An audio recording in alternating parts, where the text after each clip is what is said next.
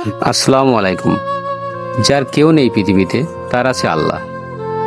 আমরা প্রতি মাসের যে চালের বস্তা নিয়ে যে বাড়িতে আসি, আমরা এর আগে এসেছিলাম, এই বাড়িতে এসেছিলাম। এই মানুষটি অসুস্থতার কারণে বাড়িতে আমরা পাই নাই, না পাই এই চালের বস্তার পাশে একজনের হেফাজতে রেখে আমরা চলে গেছিলাম। আজকে আবার সেই বাড়িতেই আসলাম। আমরা যে দায়িত্বটা পালন করি প্রতি মাসের ন্যায়, এই কাতার প্রবাসী আব্দুর রশিদ ভাইয়ের পক্ষ থেকে সেই চালের বস্তাটাই নিয়ে এসেছিলাম। আজকে কিন্তু তাদের সংবাদ নিয়েই আবার ফিরে এসেছি। আসসালামু আলাইকুম। ওয়ালাইকুম আসসালাম। তো শরীরটা কেমন আছে চাচা? শরীরটা এত ভালো না, তো এখন একটু কম হয়ে আছে।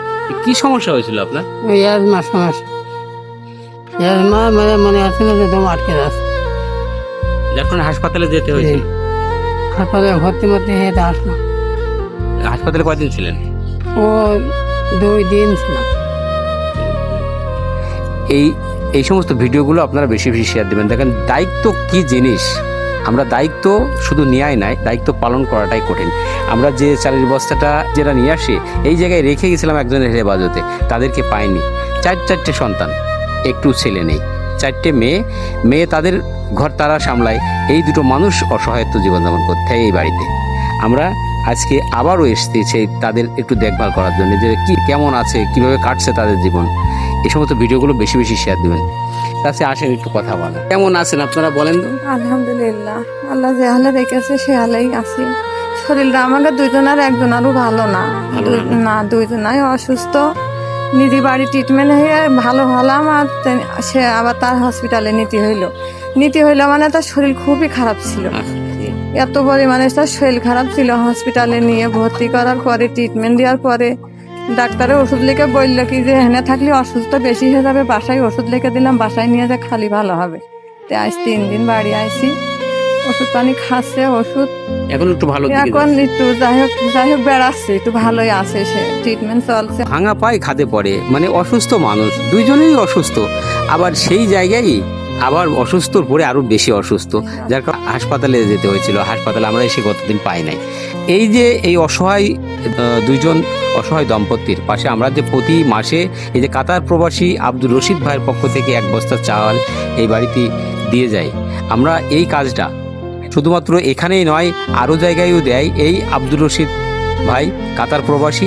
আমরা এই আব্দুর রশিদ ভাইয়ের মতো আমরা আপনাদের প্রতি উদাত্ত আহ্বান জানাচ্ছি যে আপনারাও যারা দেশ এবং প্রবাসে আছেন, এই ধরনের অসহায় মায়েদের, বাবাদের পাশে, অসহায় মানুষের পাশে একটু সাহায্য করবেন। আমরা আজকের এই মাসের যে চালের বস্তাটা তা আমরা দিয়ে গেলাম এই অসহায় মানুষ দুটির দ্বার প্রান্তে, এবং আপনাদের করে দৃষ্টি আকর্ষণ করছি এই ভিডিওগুলো বেশি বেশি শেয়ার দেবেন, দিয়ে সহৃদয়ের মানুষের আরও উদ্বুদ্ধ করবেন যেন এই ধরনের অসহায় মানুষের পাশে মানুষ যেন একটু সাহায্যের হাত বাড়ায়।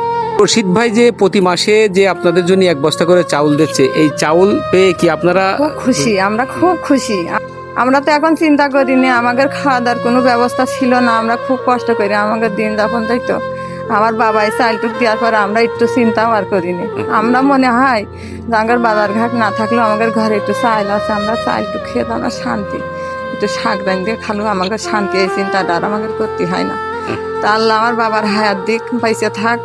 আল্লাহ তার বেশি বেশি, আল্লাহ তার টাকা ইনকাম করার তৌফিক দান দিক। আমাদের মাসে মাসে যে চালটুক দেয়, এই চালটুক দিলেই আমরা খুব খুশি। আমরা খুব খুশি। আমার দেওয়ার কোনো মানুষ নেই বাবা, আমার দেখার কোনো মানুষ নেই। আমার পাশে বাবারা হয়েছে, আমি খুব খুশি। আল্লাহ আমার বাবাকে জন্য সুস্থ রাখে, আমার বাবাকে জন্য এই প্রাপ্তিটুকুই যথেষ্ট। মানুষ যে মানুষের জন্য অন্তর খুলে একটা দোয়া করে, স্রষ্টা এই দোয়াটাই কবুল করেন। এই দোয়াটুকুই মেন।